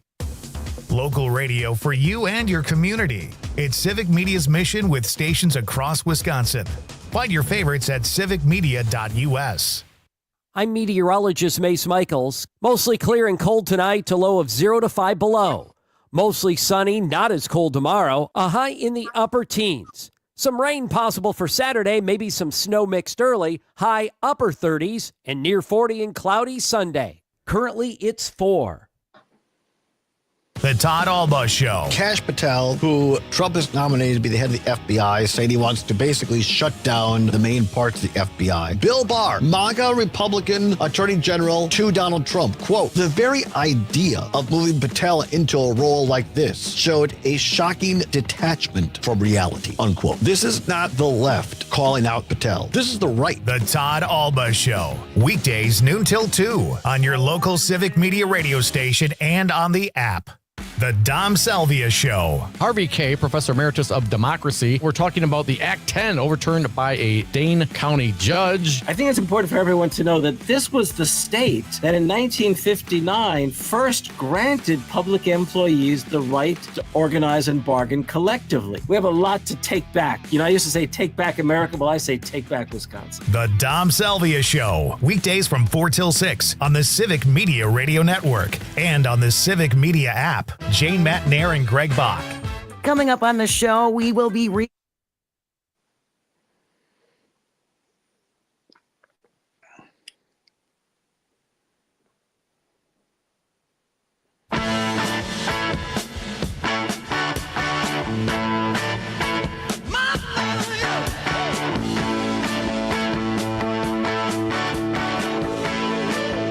Our question tonight is, what is your favorite food associated with Wisconsin? There is still time for you guys to get in on the fun. 855-752-4842, 855-75-CIVIC. We have a few more texts to read. We will get to those soon. My guest right now is Rob Thomas, who has graciously agreed to stick around for a little longer so we could get through his list of movies. He's seen a lot of stuff. I also want to give Rob a shout out and a thank you for Rob, your connections at the Capital Times did a great article on Nite Lite, and I can't thank you enough for putting us in touch with Lindsay Christians, and Victoria Davis. Thank you very much for that. That turned out great. I was so happy to see that story, and I thought Victoria did a really good job. She's a great writer. And yeah, he was a great editor. So yeah, that was fun to see. Well deserved ink. Yeah. Oh well, thank you, sir. Appreciate that. So let's start, before we get back into blockbusters, Rob, let's start with Hundreds of Beavers. Oh, gosh. I thought we had talked about that already. Had you just seen that, or did you see it a while back? I think, yeah, because it first came through in January. Okay. And I'd interviewed the filmmakers then. And it's so interesting because it was back last week, 2 weeks ago in Madison for and I think a bunch of places for a one night only screening. There's 700 people there. It was fantastic. Wow. Yeah, I got to introduce it. It was a hoot. And the story, and it's on streaming, and I think the Blu-ray's coming out. These Wisconsin filmmakers got their buddies in a few beaver costumes, went to northern Wisconsin and Michigan in the dead of winter and shot this it's like a live action Bugs Bunny cartoon basically, and it's so funny. It's definitely I think it's definitely gonna be in my top 10 list this year. It's easily the funniest comedy I've seen. It doesn't flag, and it's a great story. It's a great story because they made this movie a couple of years ago.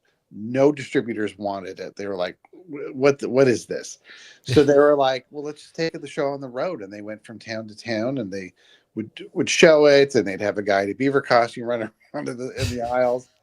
And it ended up being the biggest self-finance hit in years. It made 5 times its budget just by that. It's still making money. I'm sure it made a lot of money off those screenings last week and the DVD sales. So it's I think Hollywood's kind of looking at this and going that's a pretty good rate of return. Maybe we should think about this might be a way forward for, trying to figure out how to keep the movie industry afloat.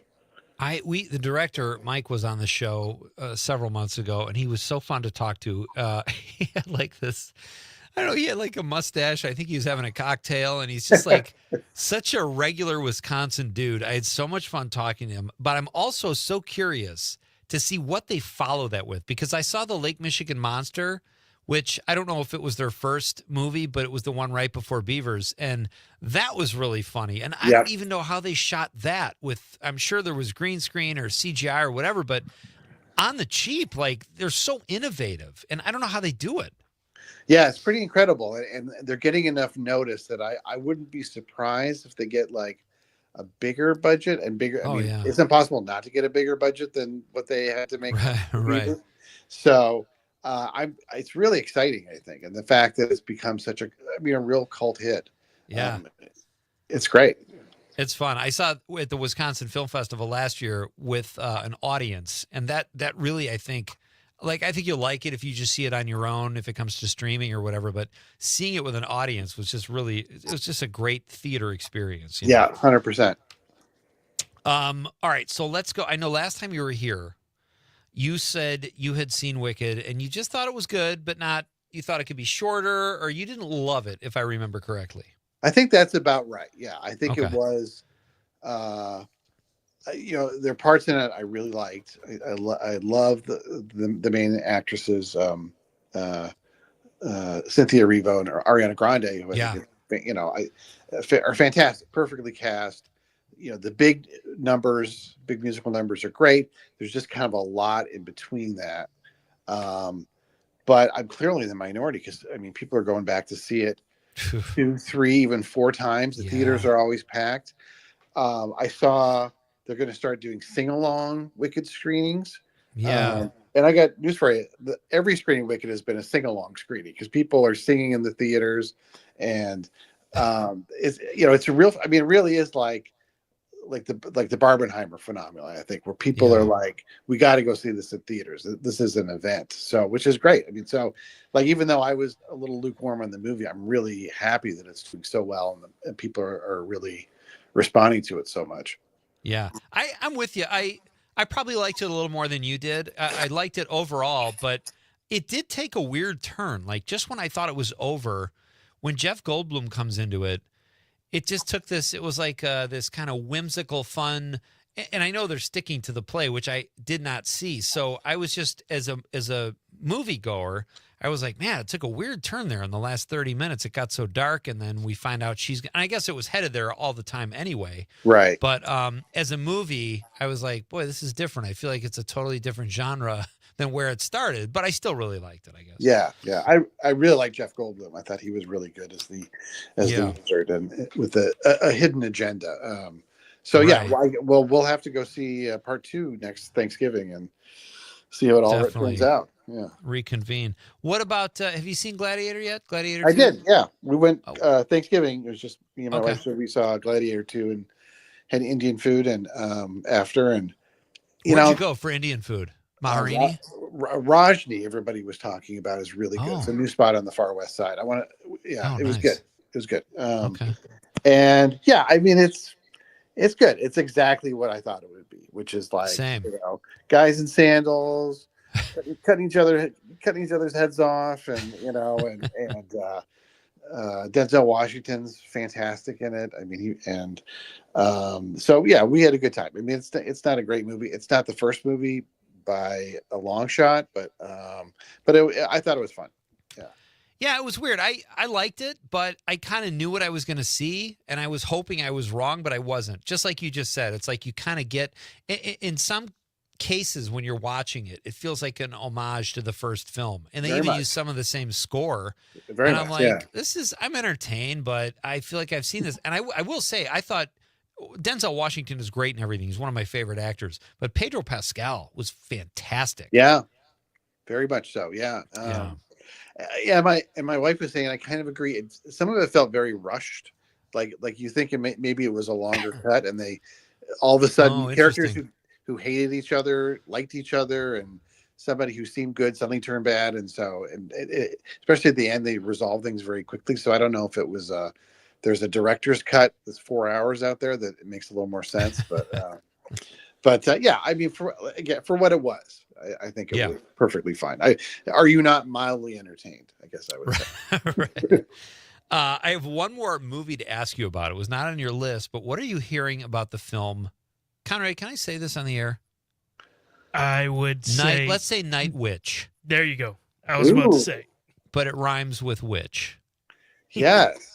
What are you hearing? I have not seen it, but I have to say I'm curious. I'm definitely curious. Yeah. So yeah. The premise is Amy Adams plays a mom who starts turning into a dog at night. I think there's no other way to say it. Right. I'm curious. The reviews I've seen have not been great. It's one of the movies where I'm like, shouldn't this be out by now? Because I feel like I've heard about it for so long. Yeah. But I'm definitely. I mean, I love Amy Adams. It's such a wild premise that, like, I'm definitely curious. Yeah. I thought it was out already. Is it not out? I haven't seen it around here. Yeah, I've been waiting. And it's barely on Rotten Tomatoes. It's like right at 59%, like mostly favorable, but like But not but quite. I'll see Not quite fresh. Yeah. right. Barely, almost fresh. But it says now playing in theaters. Must be in a really limited run or Yeah. whatever. And then I know Kraven the Hunter got panned like 15%. So I don't know if I wouldn't recommend that to people either. Although I haven't seen it yet. So, but anything else you can recommend, Rob? Are you watching anything cool? Well, Daniel Craig has a new movie called Queer that's really good but really strange. That's going to roll out really slowly. But like he might get an Oscar nomination for that.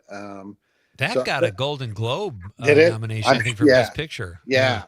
I really like that, but it went places I was not expecting it to go. Interesting. I'll say that. I don't want to spoil it, but I really enjoyed that. And that's about it. I want to watch Black Doves on Netflix, which is the spy series with Keira Knightley that's supposed to be really good. People are comparing it to Slow Horses. Oh, cool. And then there's the show on Amazon Prime called The Sticky. Have you heard of that?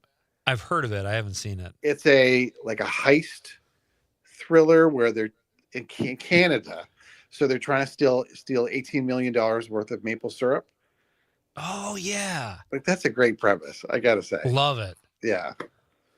That's fantastic. All right, I'm going to check that one out too. And I didn't what was that one called? Black Doves and then Sticky? The Sticky, yeah. The Sticky. Okay, that's perfect. Yeah. And then Conrad thought you should review a film that I'm going to pull up here. What did I do with it? Oh, here it is. It's called Holiday Touchdown, A Chief's Love Story. Hallmark, baby. Hallmark movies. It's got football. It's got the holidays. It's got the Hallmark crown. It looks like a winner to me, Rob. I love it. Check it out, will you? Yeah. All right. We'll talk about that next We'll time. see. Thank you, buddy. Appreciate your time as always. Thanks, Pete. Yeah. Have a great Christmas. We'll You talk too. soon. Thanks, Rob. Rob Thomas. Check him out at Not That Rob Thomas on Substack. He does great work there. He's also the CityCast Madison newsletter editor. That is a great publication, too. I just became aware of that when Rob started working there. So check that out as well if you're in the Madison area. Lots of fun stuff to read up on about your town. So I think, do we have time? We just said the Chiefs thing. Do we have time for Taylor? Yeah, we can do. I think we should do the Travis Kelce Chiefs one, But we just did. We played. Oh, no, we didn't. Yeah, okay. All right. So this is, all right, in honor of a touchdown love story. What is it? Holiday touchdown? Holiday touchdown, a Chiefs story. We are going to, we're bringing this back out of the archives, folks. We had last year, Travis Kelce went up and bumped Andy Reid. They had words. The crowd was in a frenzy behind them. And nobody knew what was said. But, well, I think the clip pretty much says it all. So we obtained this. We're bringing this out of the archives. Here you go. I don't break much news on this show. This made headlines all over the place. Travis Kelce ran into and bumped into Andy Reid, his coach, and I somehow, don't ask me how I did it, folks, but I obtained the actual audio of what was said. Let's roll that audio. This is not for sensitive ears, folks. Stop with the selfies. Get back in the game. I'm not kidding, coach. Stop sending nude selfies to my girlfriend. Get back in the game. Come on, you guys, break it up. Chill. My favorite is the guys yelling, chill, break it up, you guys. They call that Foley in the business, ladies and gentlemen. We've gotten some great texts tonight. Our question was, what is your favorite Wisconsin food or food associated typically with Wisconsin? Did you see the Culver's post from Lynn in Economowoc? I didn't. Check that out and let me know. Yeah, I didn't. I think it's an inside joke or maybe something we referenced earlier that I've already forgotten about. So I apologize, Lynn. I don't totally understand the text, but I appreciate she went to all this trouble to attach a file and a picture, and I'm totally spacing out. I'm sure it has something to do with what we talked about earlier, but it is probably from when the mayor was here and we were talking about Culver's. Mike from Green Bay. Did I read this one?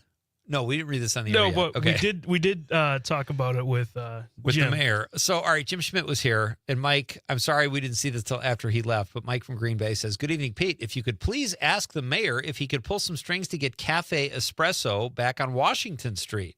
Love the show. Thank you, Mike, and thank you for the text. I actually have to text Jim about something separate, and I will mention this to him. So he will get your message, Mike. I guarantee it. From the 608, was the Nova Scotia musical after 9/11 that Pete and Mayor talked about called Come From Away? Yes, it was. Come From Away is the musical, the 9/11 inspired musical. Thank you for the tip there, 608. That's great. And then, that was Pam, right? Pam in Madison sent that. Thank you, Pam. Much appreciated. She says she saw the musical at the Overture Center in Madison. Wow. That sounds interesting. All right, we'll be back to wrap things up. Coming up next, and it'll be fun. We'll play another clip. Maybe we'll play the Taylor Swift clip. It's her birthday tomorrow. It's Pete Schwaba and Nite Lite, Civic Media Radio Network.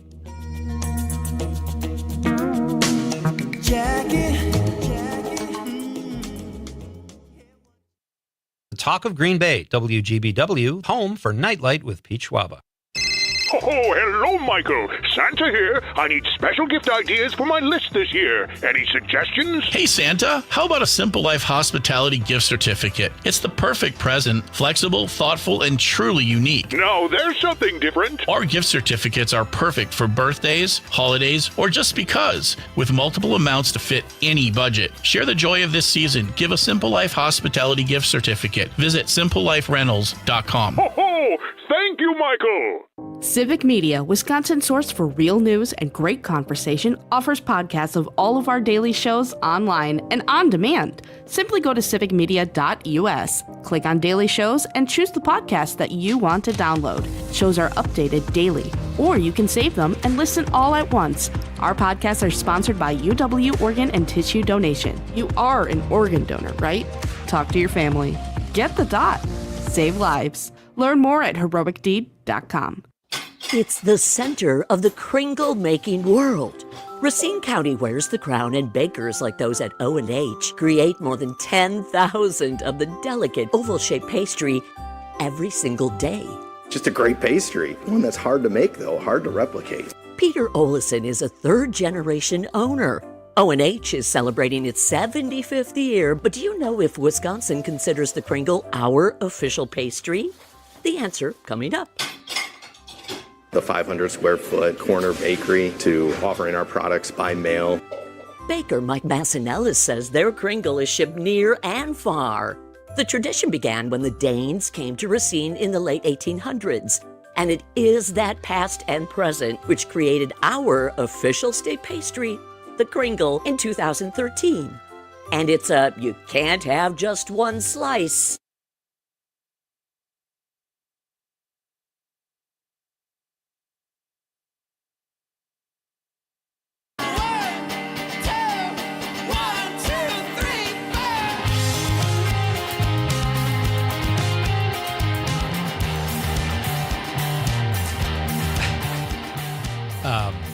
Welcome back. So I have to read you this, Conrad. We've been doing these LifeMark movie trailers here, and we're going to release a new one tomorrow night. And I was trying to send Amanda Nimmer and Nikki Zerjev a voicemail about how to give them some direction on one of the lines. So here's a combination of what I said using voice text and what the speakers picked up running that commercial. Okay. All right. Nikki, do you mind just redoing one line? I want her to truly be wooed by this guy lives in Carrington Pub and Simple Life Rentals, but his leg the charm on fixing it was because he loved her and she's funny. Send. That is perfect. She will get it. She'll come in and say it exactly like that. So I can't do that when these speakers are on. Oh, that made me laugh. In Carrington Pub and Simple Life Rentals.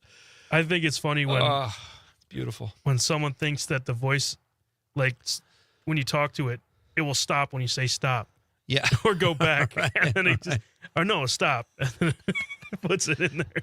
Or I'll always think it's not picking it up, and then I'll swear, and it picks up the swear, but not what I was trying to say. It's like it's messing with me. It's like AI knows. Steady Eddie, we just got a text from Steady Eddie. He says, Pete, some holiday movie trivia for you, Conrad, and Mayor Jim. Gene Autry, the singing cowboy, sang the song Rudolph the Red-Nosed Reindeer. Pete, did you know he had a very shiny nose? Rudolph, not Gene. Anywho, at the beginning of the song, Gene, not Rudolph, names the reindeer. You know Dasher and Dancer, Prancer and Vixen, Comet and Cupid, Donner and Blitzen. But do you recall? Fast forward, or maybe backward, to the movie Miracle on 34th Street. In one scene, Santa is looking at a list of his reindeer. I'm going to take a quick break and go grab a sandwich, and I'll come back and read the rest of this text. Steady Eddie continues. Santa's looking at his list of reindeer. It includes Donder. Gene Autry in the song has changed the name of one of Santa's reindeer from Donder to Donner. Why? I guess it just flowed better in the song. Pete, that's some trivia that few people know. Check it out. Rudolph is on TV as I write this. Coincidence? P.S. The postscript, he says, Gene Autry once bought my mom a drink. Wow. He says it was before she met my dad and before she became my mom. Then he closes it with, I like Wisconsin brats. Thank you, Steady Eddie. There's a lot of information in that text. That's kind of cool. Gene Autry bought Steady Eddie's mom a drink. I think he means like in a bar, a cocktail. He didn't buy her like a Gatorade, a Quick Trip, or anything like that. So, well, you never know. You never know. Very cool. Thank you, Steady Eddie. Great stuff there. All right, so we're gonna play. Do we have time to play? Yeah. Okay. Tomorrow is Taylor Swift's birthday. I'm off. I have to go to a wedding this weekend. So Conrad and I put together a show for tomorrow night. It's all new stuff, folks. Nikki Zerjev will be here. Brittany Merlot stops by, and we are still doing Bar Band Friday night. Terry Barr was gracious enough to record something earlier today with us that we will air tomorrow night. So that will be fun. All new stuff tomorrow, so please make sure you tune in. And it's Taylor Swift's birthday. So we pulled this interview that I did with Taylor years ago out of the archives. Taylor, thanks so much for taking time out today. How have you been? I'm great, thanks. I'm totally into this game called pickleball. Oh, I've never heard of that. It's like for old people, but I like it. Oh, that's so great. I've never heard of it, but I'll look for that game. So what else do you have going on these days? I know you have some albums, and you seem like you're becoming really popular. What else do you have going on? I'm just launching like a YouTube channel right now. It's totally cool. I mean, it'll probably never be as big as MySpace, but it's totally chill. Oh, that's so cool. Well, we'll look for that. I've never heard of YouTube. That's so great, Taylor. Now, I hear you're doing a movie. Tell us about that. Yeah, I am totally going to start acting from now on. I'm so done with singing. I mean, how far can that really take me, right? I get it. So tell us a little bit about the movie you're doing. Oh my God, yeah. It's called Valentine's Day, and it's directed by, well, I'm not sure, but he's old. And Julia Roberts is in it, and Jessica Alba, and Jessica Biel. Like, I'm pretty sure everyone in the movie is named Jessica, but it's totally cool. It's so fun because people can watch it every Valentine's Day from now on. It's going to be a big hit. And I totally just did this Hannah Montana movie, too. I think acting's really the way to go. Huh, okay. Now, you have to kiss a guy in the movie, right? Taylor Lautner, do you have a boyfriend, and is he jealous about stuff like that? My boyfriend is Jake Gyllenhaal, and he's totally not jealous because he knows I will always love him and we'll be together forever. Oh, that's so cool. That's so cool that you're dating an actor. Yeah, oh my God, he's the best. I totally like actors and the creative type of people. I could never really see myself dating like a big sweaty jock who's like a total bro, you know? Well, how did that work out for her? She did an about face. That was about 15, 20 years ago. So she's come a long way. She's going to be 34, I think, tomorrow. Oh, wow. We joke, but that's incredible. I mean, 34 is like the new 24. So she's basically your age. I don't know. She's older than you, but I'm saying to do the things she's done and only be 34 years old is unbelievable. So she's a good kid. I'm happy for her. And she was gracious enough with her time so many years ago. So we will do that. We will have one of our Hallmark films will play tomorrow, our Hallmark trailer. And the movie, folks, playing tomorrow is My Husband's Turtleneck. Playing on LifeMark. The trailer will run here tomorrow night. You're not going to want to miss that, folks. Hey, this has been fun. Like I said, I'm off tomorrow, but I'm not. We will be here with a brand new show. So tune in, all new stuff. And then we'll be back on Monday as well. Great stuff coming up next week and a fun show tomorrow night. Don't miss it. Great having you with me tonight. On behalf of the lovable producer, Conrad, this has been Nite Lite with Pete Schwaba on the Civic Media Radio Network. Good night, Wisconsin. Can you feel it? Can you feel it?